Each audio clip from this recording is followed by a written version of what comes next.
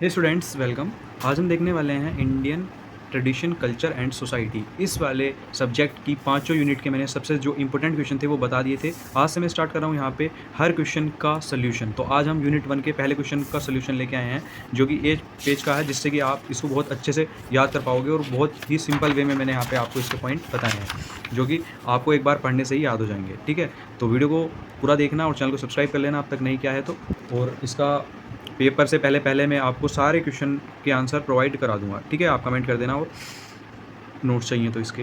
ठीक है, स्टार्ट करते हैं। साप्तांग थ्योरी ऑफ कौटिल्य, या फिर इसको एक अलग तरह से पूछ सकता है examiner, the 7 limbs of state. ठीक है, ये क्वेश्चन हर बार एग्जाम में रिपीट होता है, काफ़ी इंपॉर्टेंट क्वेश्चन है। ठीक है, बिल्कुल स्किप नहीं करना है इसको।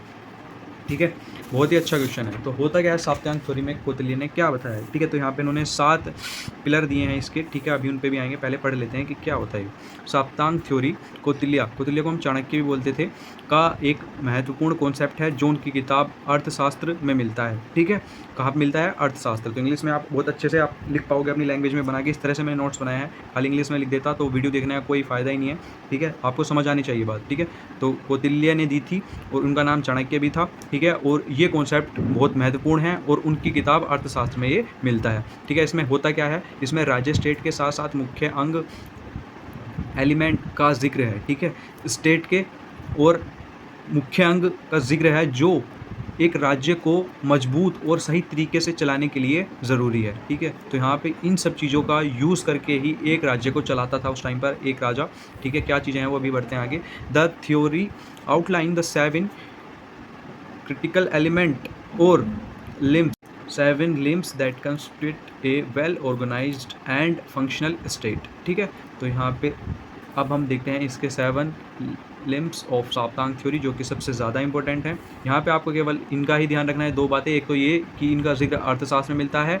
ठीक है, और यहाँ पे इसमें स्टेट को चलाने के मुख्य अंग जो कि एलिमेंट हैं उनका जिक्र है, जो राज्य को मजबूत तरीके से चलाने में मदद करते हैं। फर्स्ट क्या आता है? स्वामी। उसके बाद स्वामी को बोलते हैं द रूलर या द किंग, जो राजा होता है। ठीक है, उसके बाद अमात्य मतलब द मिनिस्टर, जो उस राजा का मंत्री होता है। जनपद मतलब द पॉपुलेशन, जो वहाँ की पॉपुलेशन होती है। दुर्ग मतलब किला आप बोल सकते हो।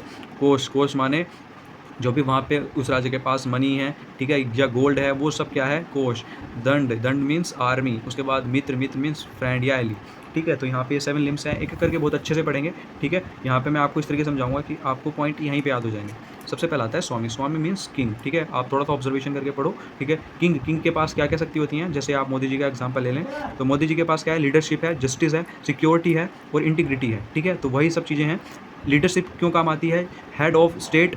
ठीक है, and responsible for its governance. ठीक है, जो भी गवर्नेंस में काम होते हैं सबका रिस्पॉन्सिबल राजा होता है। ठीक है, क्योंकि राजा ही सब चीज़ को कंट्रोल कर रहा होता है। अगर वहाँ पे गुंडागर्दी ज़्यादा हो रही है या फिर हर चीज़ आउट ऑफ कंट्रोल है, तो उसका भी सिर्फ और सिर्फ जिम्मेदार किंग है, क्योंकि वहाँ पे वो कंट्रोल ही नहीं कर रहा चीज़ों को। ठीक है, अगर सब चीज़ अच्छा चल रहा है तो उसका सारा कंट्रोल भी किंग के पास ही है। ठीक है, क्योंकि किंग के पास पूरी ही सिक्योरिटी के साथ साथ अपनी एक आर्मी होती है जिससे वो हर चीज़ कंट्रोल कर पाता है। उसके बाद जस्टिस।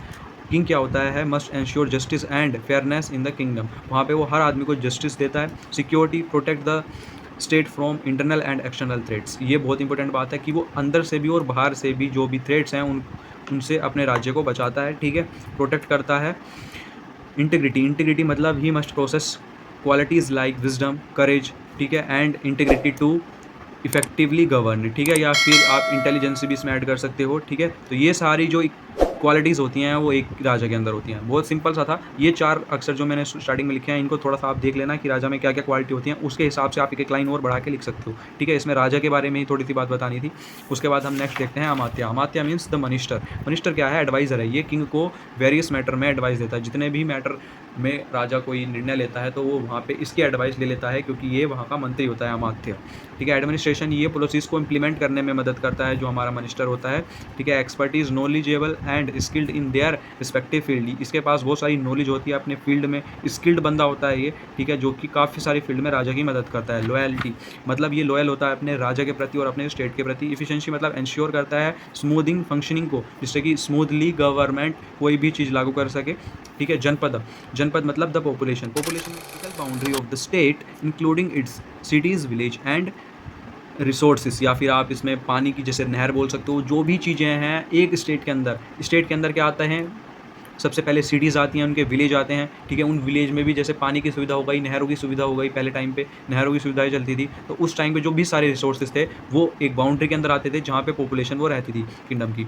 और वो क्या करती थी, population should have loyal there king, अपने किंग के लिए वो लॉयल थी, ठीक है। हार्ड वर्क करती थी, डिसिप्लिन रहती थी और अपने रिलीजन्स को फॉलो करती थी, ठीक है। They are should be ready to fight for their motherland, और वो हमेशा तैयार रहते थे अपनी मदर लैंड के लिए लड़ने के लिए भी, और वो अपने रहने के लिए वहाँ पे टैक्स भी रेगुलरली पे करते थे और वो हैप्पीली रहते थे, क्योंकि टैक्स केवल उतना ही होता था जिस हिसाब से जिसकी मतलब आमदनी होती थी उसी हिसाब से उसको टैक्स देना पड़ता था। अब यहाँ पे देखते हैं दुर्ग। दुर्ग मतलब किला। किला क्या हमको क्या करता है किला, ठीक है। राजाओं के टाइम पे क्या करता था, डिफेंस में बहुत काम आता था, ठीक है। जैसे कि fort provides defence against enemy and जो भी वहाँ पे आते थे अटैक करने के उद्देश्य से, तो वहाँ पे वो बहुत डिफेंस का कार्य करता था हमारा, क्योंकि जो बड़े बड़े किले होते थे वहाँ पे एकदम से आक्रमण करना, उनको तोड़ना, अंदर घुसना, अपनी सेना को अंदर लेके जाना एक चैलेंजेबल टास्क होता था अदर एनिमीज़ के लिए, ठीक है। सेफ्टी, ये राजा को सिक्योर प्लेस देता था। जो राजा था वो खुद को अपनी प्रजा से भी सेफली रख पाता था, अपनी फैमिली को सेफली इसके अंदर रख पाता था, ठीक है। और एमरजेंसी के टाइम पे सिटीजन्स को भी अपने जो भी उसका किला था उसके अंदर ले लेता था और वहाँ पे उनकी भी सिक्योरिटी का काम वो करता था। कंट्रोल, फोर्ट की पूरी टेरिटरी को कंट्रोल करने में मदद करता था। जो भी पूरी, आप ये समझ सकते हो कि जो पूरा कंट्रोल रखता था वो किला ही रखता था, क्योंकि किले में राजा रहता था, ठीक है। राजा अपनी टेरिटरी से पूरे एरिया को कंट्रोल वहाँ पे करता था। स्टोरेज के लिए सबसे ज़्यादा काम आते थे, मतलब अपने वेपन्स को रखते थे राजा लोग, ठीक है। उसके बाद अपने गोल्ड को रखते थे, अपने फूड को रखते थे, अपने सारे रिसोर्सेज को रखते थे, ठीक है, अपनी फैमिली को रखते थे। तो ये सारे हमारे दुर्ग में आते हैं, जो भी आप अपने घर से संबंधित भी बना के लिख सकते हो कि अपने आप घर के राजा हो, अपने अपने घर में क्या क्या काम करते हो, अपने घर को एक स्टेट की तरह मानकर आप इसमें दुर्ग में लिख सकते हो, ठीक है, विजुअलाइज करके। बिल्कुल सिंपल सा मेथड है, लेकिन आपको स्टेप बाय स्टेप लिखना है। जैसे कि हेडिंग मैंने लिखी है दुर्ग के बाद कोश, इस तरह से आप लिख के चलोगे, काफ़ी अच्छे मार्क्स आपको मिलेंगे, ठीक है।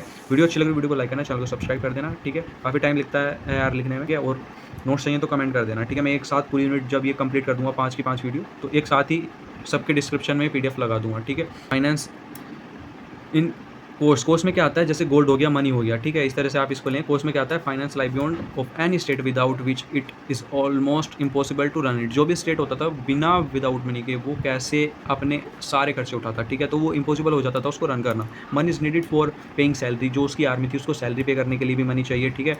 नए इंफ्रास्ट्रक्चर को बिल्ड करने के लिए सैलरी चाहिए। बाहर से कोई अदर स्टेट से सामान लेना है तो उसके लिए भी मनी चाहिए, गोल्ड चाहिए। दवाइयों को बनाने के लिए, अपने इंफ्रास्ट्रक्चर, अपनी डॉक्टरी, अपने एजुकेशन को बढ़ाने के लिए भी मनी चाहिए, ठीक है। तो सब चीज़ में मनी की आवश्यकता होती थी उस टाइम पर भी, ठीक है। तो वहाँ पे अपनी मनी को वो कैसे करता था, कैसे कमाता था राजा, तो वो टैक्स सेशन करता था, मतलब टैक्स लेता था, सेविंग्स करता था, और जो ये मनी होती थी वो उसको इकोनॉमिक स्टेबिलिटी देती थी, ठीक है, जिससे कि इमरजेंसी के टाइम पे भी कोर्स उसकी मदद कर पाए, ठीक है। तो यहाँ पे 5 पॉइंट हमारे पूरे हो गए। छठा पॉइंट देखते हैं। छठा पॉइंट है हमारा दंड, मतलब द मिलिट्री या द आर्मी आप इसको बोल सकते हो। मिलिट्री क्या करती है, सिंपली आप उसी तरह से सोच के लिख सकते हो कि हम मिलिट्री करती है प्रोटेक्शन हमारी, ठीक है, प्रोटेक्शन करती है। मिलिट्री प्रोटेक्ट द स्टेट, पूरे स्टेट को, जो भी हमारा कंट्री है उसको मनी उस टाइम पर क्या करती थी, प्रोटेक्ट करती थी, आज भी करती है, ठीक है। डिसिप्लिन मतलब मिलिट्री डिसिप्लिन्ड होती है एंड वेल ट्रेंड होती है, ठीक है। किसी भी देश की जब आप मिलिट्री को देखेंगे तो वहाँ पे वो वेल ट्रेंड होती है, ठीक है। पहले उनको सभी को ट्रेनिंग दी जाती थी, पहले टाइम पर भी और इस टाइम पर भी, अब भी ट्रेनिंग चलती है। उसके बाद एक वेल डिवाइन मिलिट्री मैन बनता है। उसके बाद स्ट्रेंथ में मतलब स्ट्रॉन्ग मिलिट्री आपको चाहिए होती है अपने एनिमीज से जीतने के लिए। उसके बाद loyalty, soldier must be loyal to the king and their state, ठीक है। तो जो भी सोल्जर होते हैं वो अपने किंग के प्रति और अपने स्टेट के प्रति, अपनी कंट्री के प्रति लॉयल होते हैं, ठीक है। मित्र क्या आते हैं, मतलब फ्रेंड्स या एलीज, मतलब फ्रेंड ऑफ द किंग, ठीक है। इसमें उस टाइम पर जो राजा होते थे उनके फ्रेंड होते थे, तो वो क्या करते थे, उनको सपोर्ट भी करते थे। सपोर्ट किस तरीके से करते थे, ड्यूरिंग कॉन्फ्लिक्ट एंड एमरजेंसीज। राजा लोग अपने मित्र को बना के रखते थे, जैसे कि कोई थर्ड पार्टी आदमी आके उन पर अटैक कर देता तो वो आपस में एक दूसरे की मदद करते थे, तो वो आपस में एक दूसरे से मित्रता रखते थे, ठीक है। ट्रेड मतलब इन्हेंस इकोनॉमिक प्रॉपर्टी, एक दूसरे के राज्य में जाके अपने प्रोडक्ट को सेल करते थे, मतलब अपनी चीज़ों को बेचते थे और दूसरे राज्य से लेते थे जो कि उनके राज्य में नहीं होती थी। इस तरह से भी ट्रेड वहाँ पे होती थी। उसके बदले में मनी या फिर प्रॉपर्टी भी आपस में खरीदी जाती थी, ठीक है। दिस शुड बी लॉयल, और ये दोनों फ्रेंड आपस में लॉयल होने चाहिए, ठीक है। इस तरह से पहले टाइम पर ये 7 सप्तांग थ्योरी, ठीक है, कौटिल्य ने दी थी। तो आज के वीडियो में सिर्फ इतना ही। इन सातों को बहुत अच्छे से आपको याद कर लेना है। इस वीडियो में आपके सारे डाउट लगभग क्लियर हो गए होंगे, ठीक है। तो मिलते हैं नेक्स्ट वीडियो में, और नेक्स्ट वीडियो में जो मेरे टॉपिक है ये, ठीक है, 5 लॉन्ग क्वेश्चन है जो कि मैंने आपको बताए थे, ये लॉन्ग में इस बार आ सकते हैं। छठा क्वेश्चन यहाँ पे ये है, किंगशिप, मैरिज, 4 क्लास और स्लेवरी, ये क्या है, ये सिंपल से क्वेश्चन है, आप खुद भी लिख सकते हो, लेकिन ये 2 नंबर में ज़्यादातर पूछे जाते हैं। मैं इनको भी एक वीडियो में कवर करा दूंगा, ठीक है, 5-7 मिनट की वीडियो में कवर हो जाएंगे। तो आज के वीडियो में सिर्फ इतना ही। अगर आप इनकी और वीडियो चाहते हैं, जल्दी चाहते हैं, तो कमेंट कर देना, ठीक है। मिलते हैं नेक्स्ट वीडियो में। Thank you for watching.